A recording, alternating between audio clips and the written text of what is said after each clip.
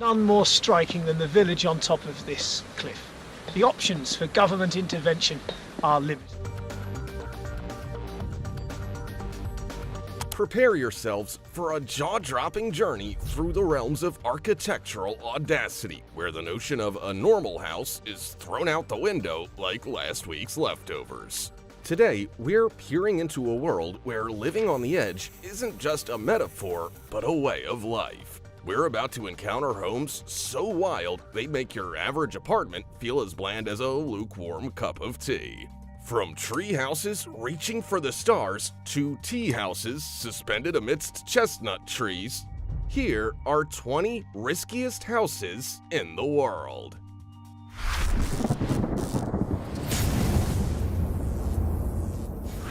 Number 20. Fanjingshan Mountain Temples. All I can think when I see two temples on the top of Fanjingshan Mountain is, how is Uber Eats supposed to deliver there? There's no way they would navigate their way to the top with your burgers and fries, even for a generous tip. Fanjingshan Temple is the name given to two temples on Golden Peak or Red Cloud's Golden Summit on Fanjingshan Mountain. The mountain is considered sacred for enlightenment in Chinese Buddhism, so it would make sense that you'd find temples there. It's believed that the two temples were built during the Tang Dynasty in the 7th century AD. One is called the Temple of the Buddha, while the other is the Maitreya Temple. Both supposedly represent the future and were built on a vertical pinnacle with two peaks. They're connected by a stone bridge crossing the Gold Sword Gorge, which is basically a giant crevice. Rumor has it that people actually lived in these temples, so they'd definitely be the riskiest houses in the world. Just look at how high up they are. The summit on which they sit rises more than 330 feet into the air, which is above the surrounding mountaintops. Stairs lead up to the temples, and you'll be climbing up through New Golden Summit's gorge to get to them. As challenging as it is to get to these temples, you'll know it was worth it once you take in the spectacular views. Number 19. The Hanging Temple. What we can build with the equipment and technology we have today is amazing. We're capable of producing some of the tallest skyscrapers in the world. But then you see the Hanging Temple and realize that architectural marvels aren't just a reflection of our modern world. Our ancestors were capable of some remarkable creations. The Hanging Temple near Datong in the Shaanxi province of North China is a 1,500-year-old monastery hanging off the side of a cliff with support from nothing but wooden beams. According to some sources, a monk named Liao Ran constructed it in the late 5th century AD as the Northern Wei dynasty was coming to an end. He built it on Mount Hengshan with wooden pillars that he inserted into holes cut into the mountain. This building method seemed to work, since the temple consisted of 40 rooms and 80 sculptures with heavy materials like stone, terracotta, copper, and iron. Long, winding passageways link all rooms together. While temples are normally built for a single religion, it's believed that at least 3 are practiced there: Buddhism, Confucianism, and Taoism. This shows that even all those years ago, there was a great deal of religious harmony in China. The Hanging Temple has been around for hundreds of years and is in remarkably good condition, given its age and seemingly impossible existence on the side of a cliff. However, it did undergo restoration work in 1900. Number 18. Meteora Monasteries. The Meteora rock formation in Thessaly, Greece is impressive enough, but you'll be even more impressed when you learn it's home to some of the most complex monasteries. There used to be an incredible 24 monasteries on natural pillars and rounded boulders built during the 13th and 14th centuries, but now only 6 remain. No one knows exactly when the monasteries on the Meteora rock were built, but we've been given a few clues to make some estimates. The Great Meteoron Monastery was built on Broad Rock between 1356 and 1372. It's believed it was the perfect location for monks to keep themselves safe from political upheaval. This location gave them full control over the monastery's entry. The only way to get into it is by a long ladder. If ever the monks felt threatened, they would simply draw this ladder up. At the end of the 14th century, the expanding Turkish occupation was causing hermit monks to worry. After locating the inaccessible rock pillars of Meteora, they knew they would make the perfect refuge. They built 20 monasteries here in total. Later, in 1517, Thephanes built the monastery of Varlam. This monastery in central Greece is 373 meters above the valley floor. All monasteries forming part of the Meteora Monastery complex are purposefully hard to access. Long ladders and large nets were the only way the monks could get themselves and their goods into them, and that's the way they liked it. However, in the 1920s, steps were cut into the rocks to help people access the monasteries by a bridge. Have you liked this video and subscribed to our channel yet?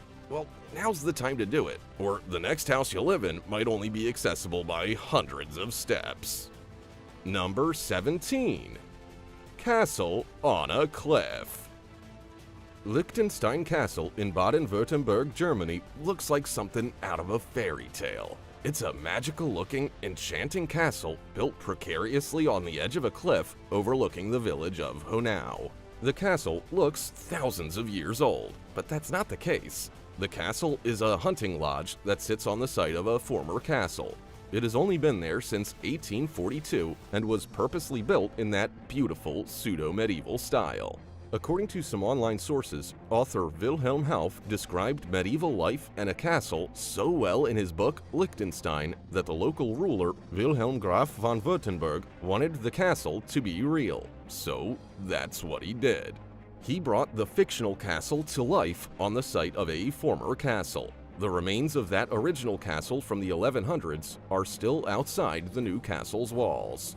Interestingly, this castle really shouldn't exist anymore. During World War II, an American tank was passing through the valley and fired a shell. It hit the castle's main tower, but fortunately didn't explode. The castle was saved, but still has a shell-sized hole in the plaster. This beautiful castle can't help but impress, especially with its perilous position on the side of a cliff. You can actually see it in person since it's open to the public for tours. Daily tours are available from April to October. You can also view the castle on weekends in February, March, and November. Liechtenstein Castle is closed to the public in December and January. Number 16. Catski Pillar. The natural limestone monolith called Catski Pillar in western Georgia is more than just a giant rock. If you look hard enough at this 130-foot-high pillar overlooking the river valley of Katskura near the town of Chiatura, you'll spot a delightful little church. The 150-square-meter church on top is often referred to as the Pillar of Life. Despite the church being there for at least 1,200 years, we didn't start exploring it until the 1940s, and it wasn't until 1999 that we truly started studying the church ruins. During this time, we learned they were from an early medieval hermitage of the 9th or 10th century. But there's more on top of that giant rock than a church. Climb to the top of Catski Pillar and you'll see the church, a burial vault known as a crypt, a wine cellar, 3 hermit cells, and a curtain wall. The church is about 4.5 by 3.5 meters and has been restored from its former ruined medieval stone church. South of the church and underneath it is the 2 by 1 meter burial vault. Researchers also uncovered the remains of a wine cellar that still had 8 large vessels inside. Number 15. Wozoko Apartments. Population growth has been problematic for some countries. Land is in short supply, so developers must get creative when developing new homes to ensure they can fit as many people comfortably as possible. Wozoko Apartments in the Netherlands gets a big fat tick mark for that. Their goal was to create 100 units on a slab, but developers ran into problems when they realized they could only fit 87 units without affecting how much sunlight the surrounding buildings got. 100 units would be far more helpful to address the housing problem than 87, so architects had to get creative. They built their 87 units as they were supposed to, but cantilevered the last 13 units from the north facade. That's right, 13 units of the Wozoko apartments are hanging in the air. The layout for the main slab was incredibly economical, which helped compensate for the extra expenses associated with the hanging units. When you picture a 100-unit development in your mind, it's hard to imagine something that huge being aesthetically pleasing, but the Wozoko apartments are unique in that respect. All flats have their own character through different balcony sizes, materials, and window positions. This building actually looks more like a work of art rather than high-density housing. Number 14. Tiger's Nest Monastery. The Tiger's Nest Monastery is a monastery that is not for the faint of heart. This sacred Buddhist site is precariously positioned on the cliffside of Bhutan's Upper Paro Valley. While there are 13 Tiger's Nest caves in historical Tibet, this one is easily one of the most well-known. It's often referred to as Paro Tak Tsang.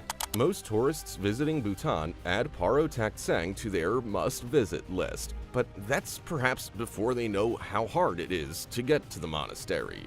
The Paro Valley in Bhutan is 2,000 meters above sea level, while the monastery is at about 3,200 meters. To get to it, you must take a 20-minute drive on a switchback road that brings you to the base camp. You must then hike the rest of the way. Not only are you walking upward the whole way, but you're also combating reduced oxygen levels.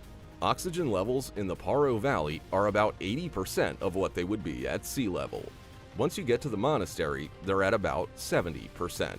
Altitude sickness isn't uncommon, especially for people who plan their hike to the Tiger's Nest Monastery on the same day they get off the plane. But fortunately, most people won't be pushing themselves to the limit when hiking to the monastery because you can't really move at a fast pace. Tourists and experienced hikers flock to this attraction, meaning it's quite busy during peak hours. Most tourists are between 50 and 70, so no offense, but they don't always move at the quickest pace. Number 13. Cliff Village. Living remotely can be frustrating when you must travel dozens of miles by car to get to the nearest store. But spare a thought for some 80 families living in Adolir Village in southwest China's Sichuan province. Here, families live 800 meters above the ground at an altitude of 1,400 meters. The only way they could access everyday amenities was by climbing up and down the 17 rattan ladders. School children used to have to navigate these by themselves every day just to get to school on the lower mountain. These ladders were also the only way for villagers to sell their produce at markets. Sure, the villagers had plenty of time to refine their ladder climbing skills. They had lived in this same village for 200 years. However, it certainly was not a risk-free journey. Local villagers said that at least 8 people have using the ladders, and several more have fallen and sustained injuries. After photographer and journalist Chen Jia published a report in 2016 called A Village on a Cliff, the central government and local government decided to act. They installed a steel ladder with rails to make the villagers' commute to civilization much easier. By 2020, most families had been relocated to housing estates with new apartments from 25 square meters to 100 square meters. They all have modern kitchens, toilets, electricity, gas, and running water. While about 30 families chose to stay behind, the others were thrilled with their new living situations closer to the town center. Number 12. Korowai Tribe Tree Houses. You might say your house has a pleasant view because you can see a few trees from each room. But imagine seeing the top of an entire forest from your living room. That's the reality for the Korowai tribe, a group living in the inaccessible jungles of Papua in Indonesia. This tribe lives about 150 kilometers from the Arafura Sea and has been totally isolated from the rest of the world for decades. They are hunter-gatherers surviving off the land and weren't discovered by Dutch missionaries until 1974. Up until then, they had minimal contact with the outside world. The more we learned about them, the more amazed we were. They live in tree houses they build themselves from 6 meters to 35 meters off the ground. They make their homes from a single tree, but typically have the house base supported by several living trees and wooden poles.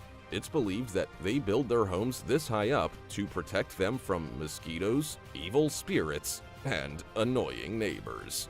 They start with a strong banyan tree and knock the top off it. They make floor frames from branches and cover them in sago palms. Next, they make the walls and roofs using the same leaves as the floors.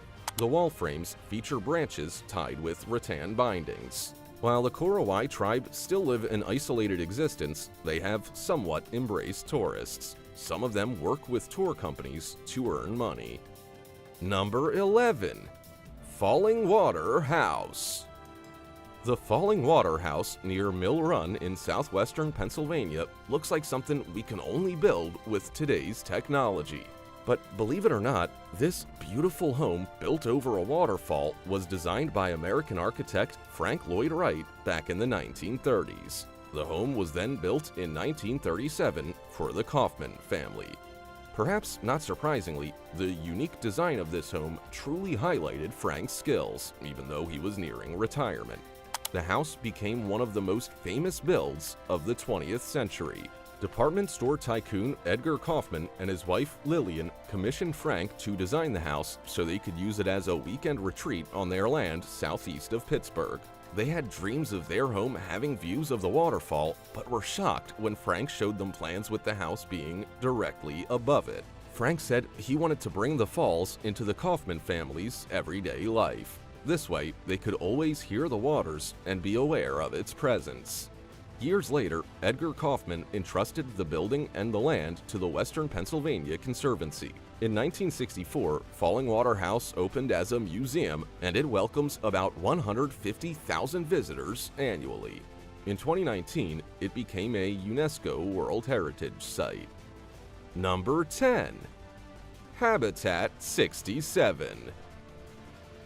There just doesn't seem to be a way to make apartment buildings attractive. They are big, bulky boxes filled with windows. But Moshe Safdie tried to change that.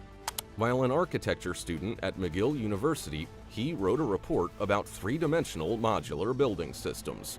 His goal was to have us rethink urban habitats. So that's how he came up with Habitat 67, a government-sponsored experimental urban residential complex and easily one of the most standout buildings of the 1960s. Habitat 67 consists of 354 concrete boxes connected together. Each box is around 600 square feet and weighs 90 tons. Rather than being stacked on top of each other like a standard apartment building, the boxes are stepped and stacked almost like a pyramid while rising 12 stories in the air. Moshe wanted 1,000 units, but he ended up with 158. They're serviced by 3 elevators with pedestrian streets on every 4th floor and have prefabricated parts like pre-assembled kitchens and fiberglass bathrooms. Habitat 67 was fraught with problems from day one, especially the expensive maintenance costs. They also weren't desirable as rentals due to their costs. However, their desirability skyrocketed once they were sold off as private residences. Now, you could spend upwards of $1 million to own 1 or 2 of the apartments within Habitat 67. Number 9. Takasugi-an. If you're tired of door-to-door salespeople trying to sell you vacuum cleaners and magazine subscriptions, plan a move to Takasugi-an. Takasugi-an is a tea house in Chigo, Nagano Prefecture, Japan that roughly translates to a tea house built too high. That's pretty accurate. It's so high up in the air that it's only accessible by freestanding ladders leaned up against it. I'd like to see a salesperson lug their briefcase up there. Architect Terunobu Fujimori built the tea house on 2 massive chestnut trees. They were brought to the site in Chino from a nearby mountain. He built the tea house for his own use and covered the interior with plaster and bamboo mats. It's so small that it only has enough space for 4.5 tatami mats. Upon climbing up to the tea house, guests take their shoes off at the midway point. They can then take a seat inside on one of the mats and enjoy a bird's eye view of the town through the large window. The window is positioned in the direction of the town where the architect grew up. Number 8. Sutyagin House. Have you ever seen the burrow in the Harry Potter series? It was a crooked house with random room additions seemingly held together by magic. The Sutyagin house in Arkhangelsk, Russia doesn't look much different. It's believed to be the tallest wooden house, with 13 floors measuring a whopping 144 feet. It's about half the height of the Big Ben Tower. Nikolai Sutyagin started building his house in 1992. He only intended to make it 2 stories and larger than surrounding homes to make it known that he was the richest man in the city. But after seeing wooden houses in Japan and Norway, Nikolai decided that he hadn't finished building. He wanted to use the roof space more efficiently, so he added 3 more floors. When he finished, he said the house looked quite ungainly, almost like a mushroom, so he added another. It still didn't look right, so he continued until the house was 13 stories tall. Nikolai said the Sutyagin house is a happy accident. But alongside wanting to make his house look aesthetically pleasing, he also wanted to make it more welcoming. He grew up in a Soviet communal flat and felt lonely by himself. Having more room would mean he could welcome his construction company's executives to stay with him. In 1998, Nikolai went to prison on racketeering charges. While in prison, his rivals stole all his money and possessions, leaving him penniless. Now, he lives in 4 poorly heated rooms in Sutyagin house with his wife, while the rest of his house decays around him. Number 7. Keough Towers. If you're afraid of heights, you definitely wouldn't want to live in the Keough Towers. Also known as the Gate of Europe Towers, they are twin office buildings in Madrid, Spain, towering 114 meters in the air. Each tower has 26 floors. The Keough Towers underwent construction in 1989 and were finished in 1996. After they were finished, they became the 2nd tallest twin towers in Spain. American architects Philip Johnson and John Burgee were responsible for their design, with the construction company Fomento de Construcciones y Contratas S.A. bringing them to life. And given the lean thereon, you probably guessed that structural engineers were involved. Leslie E. Robertson Associates were responsible for structural engineering. This is because both buildings have a 15-degree incline. They were the very first inclined skyscrapers in the world. While the buildings are well known in Spain, you might have seen them featured on TV. They were seen in the 1995 film The Day of the Beast before they were finished, and in an episode of Mickey and the Roadster Racers. Number 6. House on Middlesedge Island. In 2015, a property on Middlesedge Island in Barnegat Bay was listed for sale for $6.5 million. It looked like the dream property, a beautiful 6,000 square foot 3-story house and a guest house with 14.4 acres of land. Despite being on its own island, it had all the utilities you needed to live comfortably, including electric, gas, water, and sewer, all connected to the mainland by buried mains. The property also had its own emergency generator, 2 separate docks, and illuminated boardwalks. It seemed like the dream property, and it was. But the picture you see on the real estate listing vastly differs from the one shown in an article in 2022. The property now sits abandoned and dilapidated. It has well and truly fallen into a state of disrepair. Birds have taken over and windows are missing. The in-ground pool has even popped out of place.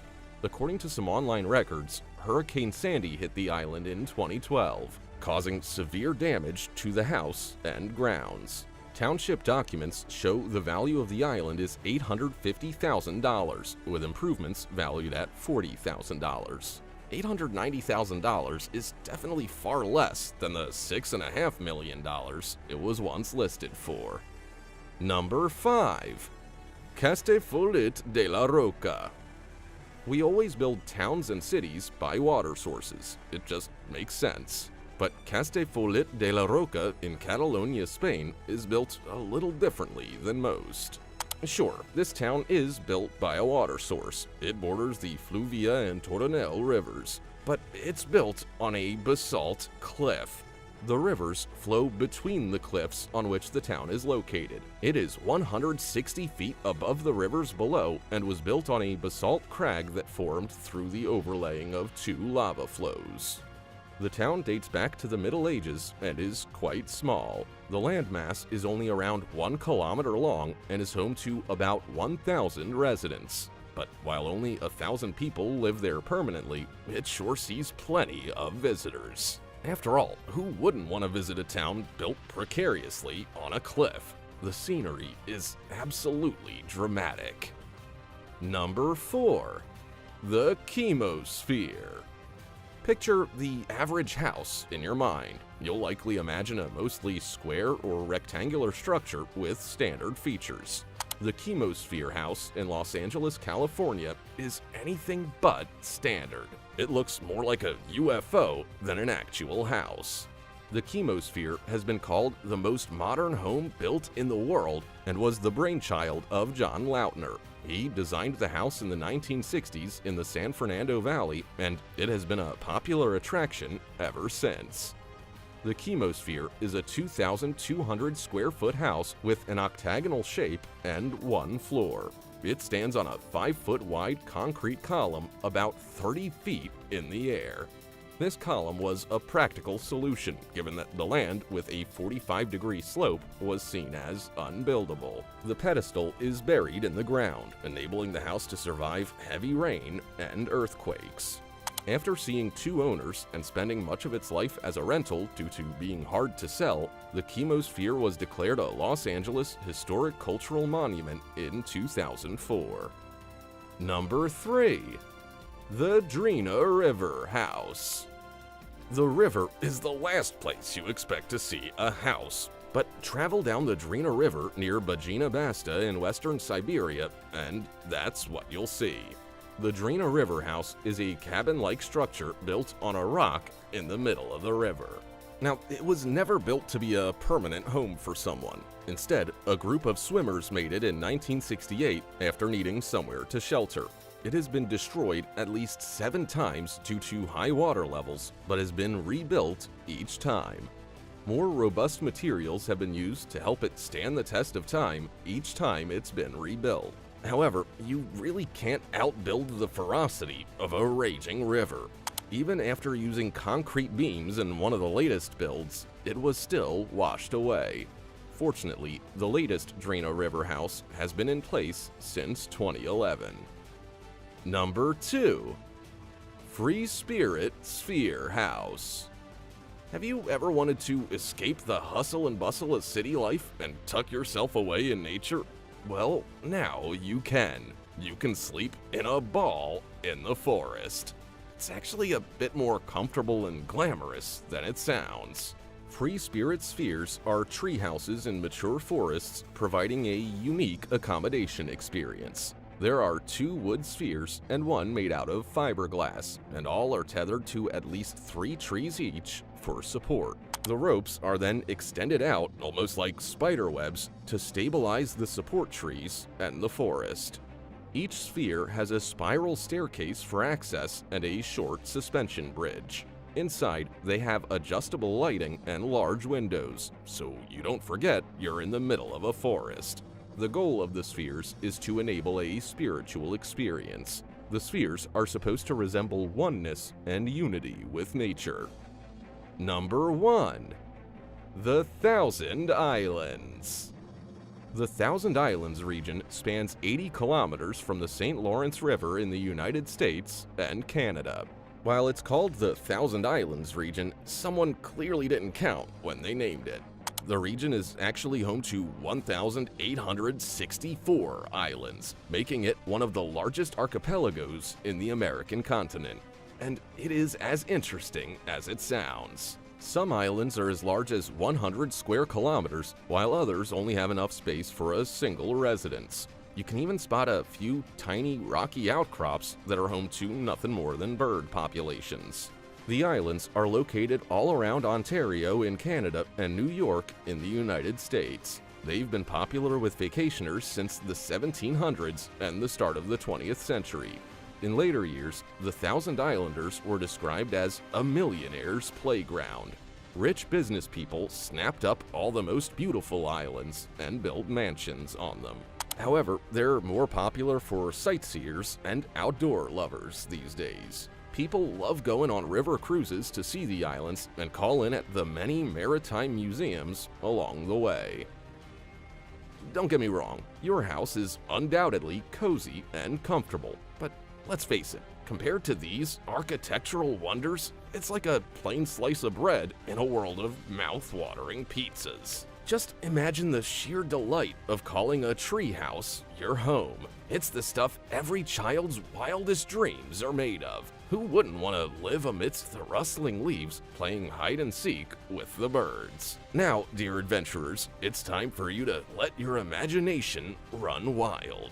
If you had the chance to reside in any of the remarkable houses we've uncovered today, which one would you choose and why? Would you dare to live atop a towering cliff or find solace in a tea house nestled amidst a chestnut tree?